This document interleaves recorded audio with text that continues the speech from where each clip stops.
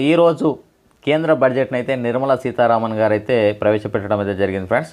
So ఆ బడ్జెట్లోని ముఖ్యాంశాలను అయితే మనం తెలుసుకుందాం. సో వికసిత్ భారత్ బై 2047 అంటే మనకు 1947లో స్వతంత్రం వచ్చింది కాబట్టి సో 100 సంవత్సరాల తర్వాత మనం పూర్తిగా డెవలప్ చెందిన దేశంలోకి ఎదుగుదామని చెప్పేసి బడ్జెట్ అయితే ప్రవేశపెట్టడం అయితే జరుగుతూ ఉన్నది ఫ్రెండ్స్. హార్మోనీ విత్ నేచర్ అంటే ఉన్నటువంటి ప్రకృతిని కాపాడుకుంటూనే మోడర్న్ ఇన్ఫ్రాస్ట్రక్చర్ అంటే కొత్త ఇన్ఫ్రాస్ట్రక్చర్ డెవలప్ చేసుకుంటూ ఆపర్చునిటీస్ ఫర్ ఆల్ సో అందరికీ అవకాశాలు అందే విధంగా మనం ఉందామని చెప్పేసి చెప్పడం అయితే జరుగుతుంది. అది మన బడ్జెట్ యొక్క ముఖ్య విజన్ అన్నమాట. సో ఇందులో మనం సబ్కా సాత్ సబ్కా వికాస్ అంటే అందరితోటి ఉండాలి, అందరూ బాగుపడాలని చెప్పి చెప్పడమే జరుగుతుంది. సబ్కా సాత్ సబ్కా వికాస్ సబ్కా విశ్వాస్ అంటే అందరితోటి ఉందాం, సో అందరం ఎదుగుదాం, అదేవిధంగా అందరి యొక్క విశ్వాసాన్ని చూరగొందామని చెప్పి చెప్పడం అయితే జరుగుతూ ఉన్నది ఫ్రెండ్స్. సో లాస్ట్కి 2047లో మనం డెవలప్ ఇండియా లేక కాబోతున్నామని చెప్పి చెప్పడం అయితే జరిగింది.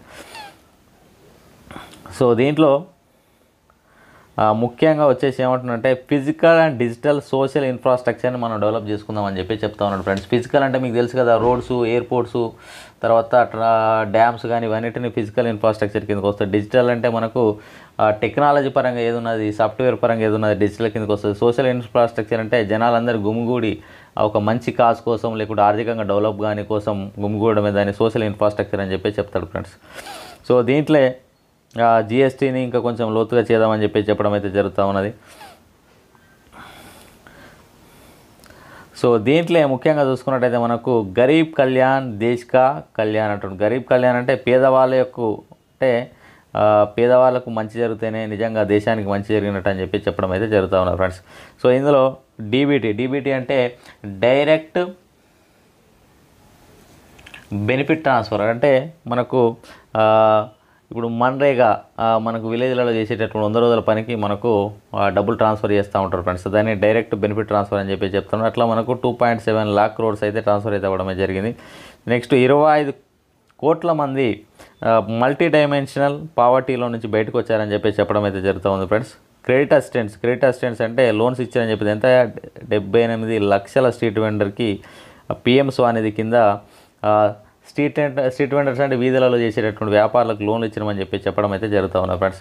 సో ఇందులో మల్టీ డైమెన్షనల్ పావర్టీ అంటే సో మనకు నీతి ఆయోగ్ అనేది మల్టీ డైమెన్షనల్ పావర్టీ మొన్ననే రిలీజ్ చేసి ఏం చెప్తుందంటే సో హెల్త్ కానీ ఎడ్యుకేషన్ కానీ స్టాండర్డ్ ఆఫ్ లివింగ్ అంటే మనం ఆరోగ్యంగా ఏ విధంగా ఉన్నాం, అదేవిధంగా మన చదువు అనేది ఏ విధంగా ఉంది, మనం ఎట్లా ఏ విధంగా జీవిస్తున్నాం అనేది దాని ఒక 12 అంశాల మీదనైతే మనకు ఈ మల్టీ డైమెన్షనల్ పావర్టీని అయితే కొలవడం అయితే జరుగుతుంది ఫ్రెండ్స్. సో దాంట్లో మనం 25 కోట్ల మంది బయటకు వచ్చేసారని చెప్పి చెప్పడం అయితే జరుగుతూ ఉన్నది. Next empowering youth. సో యూత్ని బాగు చేయని కోసం అని చెప్పేసి ఏం చేసినంటే మనకు 1.4 crores యూత్ని నేను ట్రైనింగ్ చేసిన స్కిల్ ఇండియా మిషన్ ద్వారా అని చెప్పి చెప్పడం అయితే జరుగుతూ ఉన్నది ఫ్రెండ్స్. అదేవిధంగా 43 crores మన యువతరానికి పిఎం ముద్రా యోజన కింద లోన్స్ అయితే ఇవ్వడం అయితే జరిగిందని చెప్పి చెప్పడం అయితే జరుగుతూ ఉంది ఫ్రెండ్స్. అదేవిధంగా PM Shri budget allocation. Shri అంటే మనకు నవోదయ విద్యా సమితి లేకుంటే కేంద్రీయ విద్యాలయ సంఘటన అని చెప్పేసి అంటే కేవీఎస్, ఎన్విఎస్ ఇవి ఉన్నాయి కదా, స్కూల్స్ ఉన్నాయి కదా. సో నవోదయ స్కూల్ కానీ కేంద్రీయ విద్యాలయాలు ఉన్నాయి కదా. సో దాంట్లో సో మొత్తం వచ్చేసి మనకు దేశం మొత్తం మీద 14,500 స్కూల్స్ అయితే ఉన్నాయి ఫ్రెండ్స్. వాటికి బడ్జెట్లు ఇచ్చి అవి ఆర్థికంగా మెరుగుపడడానికైతే ప్రయత్నం అయితే చేస్తూ ఉన్నారు. సో వాటిల్లో చదివేటటువంటి విద్య అనేది మంచిగా ఉండాలని చెప్పేసి. నెక్స్ట్ ఐఐటీస్ అనేటి సో ప్రస్తుతానికి 23 ఉన్నాయని చెప్పిండు. ఎయిమ్స్ అనేటి 22 ఉన్నాయని చెప్పిండు. యూనివర్సిటీలు అయితే 1113 యూనివర్సిటీస్ అయితే ఉన్నాయని చెప్పేసి చెప్పడం అయితే జరుగుతూ ఉన్నది friends. Next welfare of farmers అంటే ఫార్మర్స్ గురించి, రైతుల గురించి ఏం చేస్తూ ఉన్నాడు, రైతుల గురించి. సో పిఎం కిసాన్ సో మనకు తెలుసుగా 2,000 ట్రాన్స్ఫర్ చేస్తున్నారు కదా. సో దాంట్లో 11.8 అంటే 11.8 కోట్ల రైతులకి సో ఈ అమౌంట్ అయితే ట్రాన్స్ఫర్ అయితే చేయడం అయితే జరుగుతూ ఉంది. క్రాప్ ఇన్సూరెన్స్ అనేది మనకు పిఎం ఫసల్ బీమా యోజన కింద మనకు క్రాప్ ఇన్సూరెన్స్ అయితే 4 కోట్ల ఫార్మర్స్కి అందుతూ ఉన్నదని చెప్పి చెప్పడం అయితే జరుగుతూ ఉన్నాయి ఫ్రెండ్స్. అదేవిధంగా సో 1361 మండీస్ అన్నింటిని ఒక దగ్గరికి తీసుకొచ్చి దాన్ని ఈనామ్ కింద చేయడం అయితే జరిగింది. ఈనామ్ అంటే నేషనల్ అగ్రికల్చర్ మార్కెట్ అనమాట. ఓకేనా. సో నేషనల్ అగ్రికల్చర్ అంటే ఆన్లైన్లో మనకు అగ్రికల్చర్ ప్రొడక్ట్స్ని అమ్మడం ఏదని ఈనామ్ అంటారు ఫ్రెండ్స్. ఓకేనా. సో దానివల్ల ఒక 3 లక్షల కోట్ల ట్రేడింగ్ వాల్యూమ్ వస్తుందని చెప్పి చెప్పడం అయితే జరుగుతూ ఉన్నది. సో రైస్ విషయానికి వచ్చినట్టయితే రైస్ యొక్క ప్రొడక్షన్ అనేది పెరుగుతూ ఉన్నది. సో దీంట్లో మొత్తం రైస్ వచ్చేసి మనకు 38 lakh మెట్రిక్ టన్ల రైస్ ఉత్పత్తి అనేది ఉన్నదని చెప్పి చెప్పడం జరుగుతూ ఉంది. సో అదేవిధంగా వీటు ఓకేనా గోధుమలను చూసుకున్నట్టయితే సో 262 lakh మెట్రిక్ టన్స్ ఉన్నదని చెప్పి చెప్పడమే జరుగుతుంది. గోధుమల యొక్క ఉత్పత్తి అనేది ఈ మధ్యలో తగ్గుతూ ఉన్నది ఫ్రెండ్స్. ఎందుకంటే సో మనం చూస్తూనే ఉన్నాం కదా, రోజుకింత ఉష్ణోగ్రత పెరిగినట్టు అనిపిస్తుంది. ఉష్ణోగ్రత చల్లగా ఉంటేనే మనం గోధుమలు బాగా పండుతాయి కాబట్టి గోధుమల యొక్క ఉత్పత్తి అనేది తగ్గుతూ ఉందన్నమాట. నెక్స్ట్ నారీ శక్తి అంటే మహిళల కోసం అని చెప్పేసి సో మహిళల కోసం అని చెప్పేసి కేంద్ర ప్రభుత్వం వెరైటీ ఆఫ్ స్కీమ్స్ తీసుకొచ్చింది. అందులో 30 crores ముద్రా యోజన లోన్స్ అనేటివి ముఖ్యంగా ఆడవాళ్ళకి శాంక్షన్ అయితే అవ్వడం అయితే జరిగింది ఫ్రెండ్స్. అదేవిధంగా హయ్యర్ ఎడ్యుకేషన్ అంటే డిగ్రీ కానీ ఆ పైన చదువులు హయ్యర్ ఎడ్యుకేషన్లలో 28% ఇంక్రీజ్ అయితే అవ్వడం అయితే జరిగిందని చెప్పి చెప్పడం అనేది జరుగుతుంది.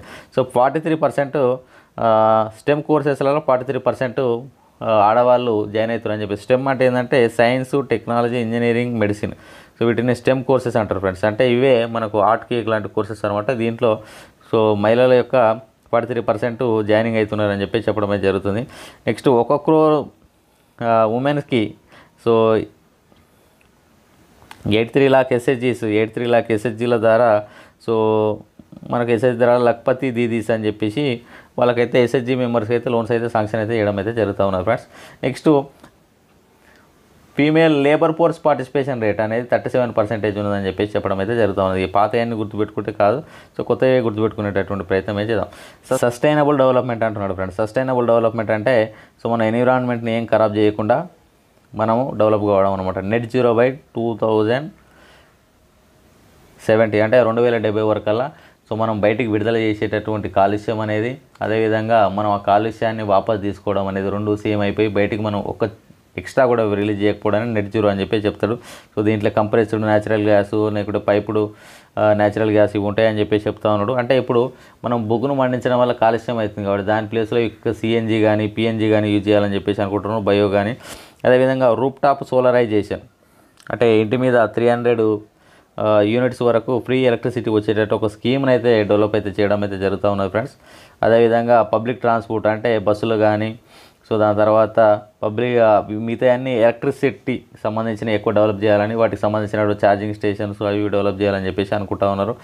నెక్స్ట్ ఎల్పిజి కనెక్షన్స్ అనేటివి మనకు ప్రధానమంత్రి ఉజ్వల యోజన అని చెప్పేసి దాని కింద పిఎంయువై కింద మనకు 10 కోట్ల పైన ఎల్పిజి కనెక్షన్లు అయితే ఇవ్వడం అయితే జరిగింది ఫ్రెండ్స్.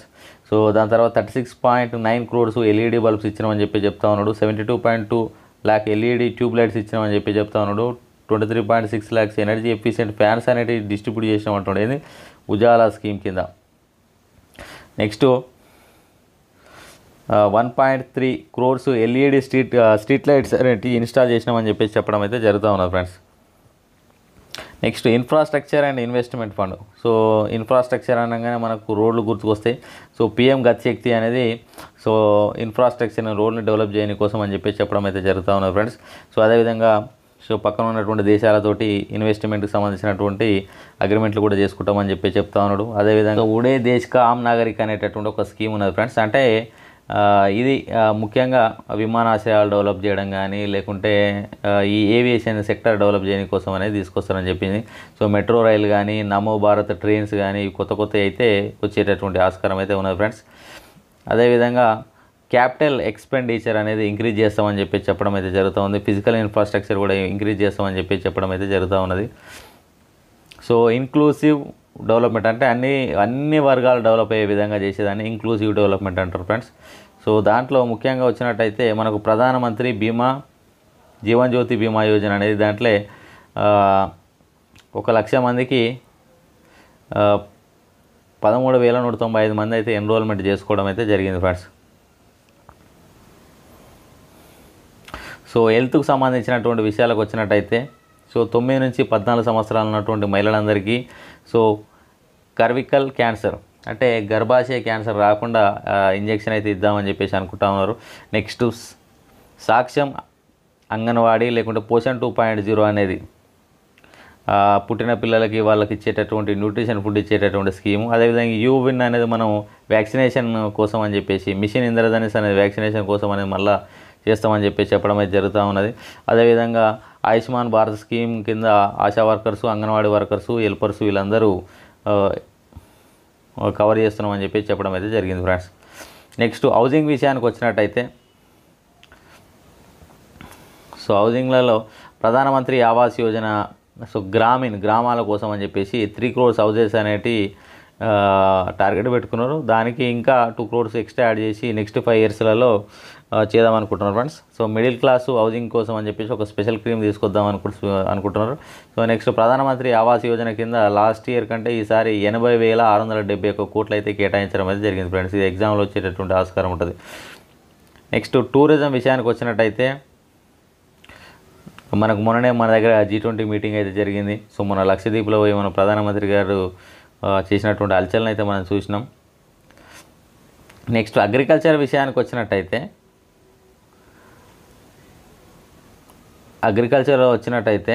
సో హార్వెస్టింగ్ యాక్టివిటీకి సంబంధించిన దాంట్లో పబ్లిక్ ఇన్వెస్ట్మెంట్ అనేది సపోర్ట్ చేస్తామన్నాడు. నెక్స్ట్ నానో DAP అనమాట, ఓకేనా. సో మనకు నానో యూరియా అని చెప్పేసి కొత్త రకమైనటువంటి యూరియా రావడం అయితే జరుగుతూ ఉంది ఫ్రెండ్స్. సో దాన్ని కూడా మన అగ్రికల్చర్లలో యూజ్ చేయడం అయితే జరుగుతూ ఉందని చెప్పిండు. అసలు ఆత్మనిర్భర్ ఆయిల్ సీడ్స్ అభియాన్ అనేది ఒకటి తీసుకొస్తా ఉన్నాడు ఆయిల్ సీడ్స్ కోసం. నెక్స్ట్ డైరీ కోసం ఒకటి తీసుకొస్తా ఉన్నాడు. నెక్స్ట్ ప్రధానమంత్రి మత్స్య సంపద యోజన అనేది మనకు చేపల కోసం ఉన్నటువంటి స్కీమ్ అనేది మనకు అందరికీ తెలిసిన విషయమే. నెక్స్ట్ బ్లూ రెవల్యూషన్, అంటే చేపల కోసం మనం చేసేటటువంటి రెవల్యూషన్ని బ్లూ రెవల్యూషన్ అంటారు. సో దాంట్లో మనకు చేపలకు ఉన్నటువంటి పెట్టుబడి అనేది పెంచడం అయితే జరిగింది. 2352 crores అయితే కేటాయించడం అయితే జరిగింది. Next micro and food processing enterprises scheme, ఓకేనా. సో వీటికి 880 కోట్లు అయితే కేటాయించడం అయితే జరిగింది ఫ్రెండ్స్. అదేవిధంగా క్యాడ్ కరెంట్ అకౌంట్ డిఫిసిట్ చూసుకున్నట్టయితే మనకు GDP రేషియోతో పాటు తగ్గుతూనే ఉన్నది ఫ్రెండ్స్.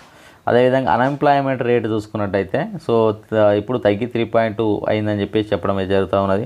అదేవిధంగా NPS, గ్రాస్ NPS అంటే మనకు బ్యాంకులలో మొండి బకాయిలు అంటాం. సో అవి కూడా తగ్గినాయి అని చెప్పేసి చెప్పడం అయితే జరుగుతాం. 3.2% ఉన్నాయని. అదేవిధంగా డిజిటల్కి సంబంధించినటువంటి ట్రాన్సాక్షన్స్ అనేవి బాగా పెరుగుతున్నాయని చెప్పేసి చెప్పడం అయితే జరుగుతూ ఉన్నది. నెక్స్ట్ GST కలెక్షన్లలో, ఓకేనా. సో GSTగా యావరేజ్ కలెక్షన్ 1.7 lakh crores వస్తుందని చెప్పేసి చెప్పడం అయితే జరుగుతుంది. నెక్స్ట్ ఇన్ఫ్లేషన్ అనేది కూడా తగ్గుతూ ఉన్నది. ఇన్ఫ్లేషన్ అంటే ధరలు పెరగడం అనేది కూడా తగ్గుతూ ఉన్నదని చెప్పేసి చెప్పడం అయితే జరుగుతూ ఉన్నది ఫ్రెండ్స్. నెక్స్ట్ ట్యాక్స్ రిఫార్మ్స్లలో అచీవ్మెంట్ అయినాయి ఏంటి అని అడుగుతున్నాడు. ఒక్కసారి కనుక చూసినట్టయితే మనకు direct tax collections, so direct tax collection అంటే ఇన్కమ్ ట్యాక్స్ కానీ కార్పొరేట్ ట్యాక్స్ కానీ మనం డైరెక్ట్ కలెక్ట్ చేస్తూ ఉంటాం. సో అవి 3 times కంటే 10 yearsలో ఎక్కువైనాయని చెప్పి చెప్తా ఉన్నాడు ఫ్రెండ్స్. సో రిటర్న్స్ ఫైల్ చేసే వాళ్ళు ఎక్కువైపోయారని చెప్పి చెప్తా ఉన్నాడు. సో GST కలెక్షన్స్ కూడా ఎక్కువైనాయని చెప్పి చెప్పడం అయితే జరుగుతూ ఉన్నది ఫ్రెండ్స్. నెక్స్ట్ ట్యాక్స్ ప్రపోజల్స్ కనుక మనం చూసుకున్నట్టయితే, కార్పొరేట్ ట్యాక్సెస్ అనేటి, సో కార్పొరేట్ ట్యాక్సెస్ అనేవి డొమెస్టిక్ కంపెనీకి 22% ఉంటాయని చెప్పేసి, సో కొత్త వాటికి అయితే 15% ఉంటుందని చెప్పి చెప్పడం అయితే జరుగుతూ ఉంది. సో 7 lakhs న్యూ ట్యాక్స్ రెజ్యూమ్లో 7 lakhs వరకు ఎటువంటి ట్యాక్స్ పడదని చెప్పి చెప్పడం అయితే జరుగుతూ ఉంది friends. So rupees comes from, అంటే మనకు భారతదేశానికి ఆదాయం ఎక్కడి నుంచి వస్తున్నది. So borrowing and other liabilities, అంటే అప్పులు తెచ్చుకోవడం వల్ల 28% ఆదాయం వస్తుంది friends. So non tax receipt వల్ల 7%, నాన్ డెబ్ట్ క్యాపిటల్ రిసిప్ట్ వల్ల 1%, కస్టమ్స్ నుంచి 4%, GNT అదర్ ట్యాక్సెస్ వస్తుంది, కార్పొరేట్ ట్యాక్స్ నుంచి 17%, యూనియన్ ఎక్సైజ్ డ్యూటీస్ వచ్చేసి 5%, తర్వాత ఇన్కమ్ ట్యాక్స్ నుంచి అయితే 19% అయితే రావడం అయితే జరుగుతూ ఉన్నాయి ఫ్రెండ్స్. నెక్స్ట్ రూపీస్ గోస్, అంటే రూపీస్ మన గవర్నమెంట్ దగ్గర ఉన్నటువంటి డబ్బు అనేది ఏ విధంగా బయటకు పోతుంది. సో ఇంట్రెస్ట్ పేమెంట్స్కి, అంటే మనం తీసుకున్న లోన్ల గట్టనికే 20% వెళ్ళిపోతుంది. సెంట్రల్ స్పాన్సర్ స్కీమ్స్కి 8%, సబ్సిడీస్కి 6%, డిఫెన్స్కి 8%, సెంట్రల్ సెక్టార్ స్కీమ్స్కి 16%, ఫైనాన్షియల్ కమిషన్ అండ్ అదర్ ట్రాన్స్ఫర్స్కి వచ్చేసి 8%, స్టేట్ షేర్ అండ్ ట్యాక్సెస్ డ్యూటీకి 20%, అదర్ ఎక్స్పెండిచర్ పెన్షన్కి వచ్చేసి 4% అయితే వెళ్ళిపోవడం అయితే జరుగుతూ ఉన్నారు ఫ్రెండ్స్. అయితే కొన్ని పెద్ద మినిస్ట్రీలకు, సో వాటికి అలొకేట్ అయినటువంటి బడ్జెట్ చూద్దాం. So ministry of defence, so ఈ మధ్యలో పక్కన ఉన్న చైనా వాడు, ఇటు సైడ్ ఉన్నటువంటి పాకిస్తాను, శ్రీలంక వీళ్ళందరూ మన మీద సంద దొరికితే అటాక్ అని ఉన్నారు కాబట్టి డిఫెన్స్ బడ్జెట్ని అయితే పెంచడమే జరిగింది. 6.2 lakh crores చేయడమే జరిగింది. సో రోడ్ ట్రాన్స్పోర్ట్ హైవేస్ వీటికి వచ్చేసి 2.78 lakh crores చేయడం జరిగింది. మినిస్టర్ ఆఫ్ రైల్వేస్కి వచ్చేసి 2.55 crores చేయడమే జరిగింది. So minister of consumer affairs and food public డిస్ట్రిబ్యూషన్కి వచ్చేసి 2.13 lakh crores minister of home అఫేర్స్కి 2.03 lakh crores చేయడమే జరిగింది. సో మినిస్టర్ ఆఫ్ రూరల్ డెవలప్మెంట్కి వచ్చేసి 1.77 lakh crores చేయడమే జరిగింది. So minister of chemicals and ఫెర్టిలైజర్స్కి వచ్చి 1.68 lakh crores. Ministry of communications వచ్చేసి 1.37 lakh crores వచ్చేసి minister of agriculture and farmer వెల్ఫేర్కి వచ్చేసి 1.27 lakh crores అయితే చేయడం అయితే జరిగింది ఫ్రెండ్స్. సో మేజర్ స్కీమ్స్ ఉన్నాయి, వాటికి అలొకేట్ చేసినటువంటి బడ్జెట్ ఎంత? సో మన్రేగా అంటాం కదా, Mahatma Gandhi national rural employment guarantee scheme. So దీనికి 86,000 బడ్జెట్ ఇచ్చారు friends. Next Ayushman Bharat, so దీనికి 7,500 కోట్ల బడ్జెట్ అయితే ఇవ్వడం జరిగింది. Next production linked incentive scheme. So అంటే పెద్ద పెద్ద కంపెనీలు ఉంటాయి కదా, సో వానికి ఇన్సెంటివ్స్ ఇస్తేనే వాడు కంపెనీ స్టార్ట్ చేస్తారు. సో అట్లాంటి వాళ్ళకు సబ్సిడీ ఇద్దామని చెప్పేసి 6,200 కోట్లు అయితే పెట్టడం అయితే జరిగింది. Next semiconductors and display manufacturing ecosystem కోసం అని చెప్పేసి, సెమీ కండక్టర్ కోసం అని చెప్పేసి 6,903 కోట్లు అయితే కేటాయించడం అయితే జరిగింది friends. Next solar power grid కోసం అని చెప్పేసి 8,500 కోట్లు. Next national green hydrogen mission, so దీనికి 600 కోట్లు అయితే కేటాయించడం అయితే జరిగిందనమాట. సో ఇది మన యూనియన్ బడ్జెట్. సో వీడియో నచ్చింది అనుకుంటున్నాను. వీడియో నచ్చినట్లయితే లైక్ చేయండి, మీ ఫ్రెండ్స్ కూడా షేర్ చేయండి. మన యూట్యూబ్ ఛానల్ కొత్తగా చూస్తున్న వాళ్ళు తప్పకుండా సబ్స్క్రైబ్ చేసుకోండి.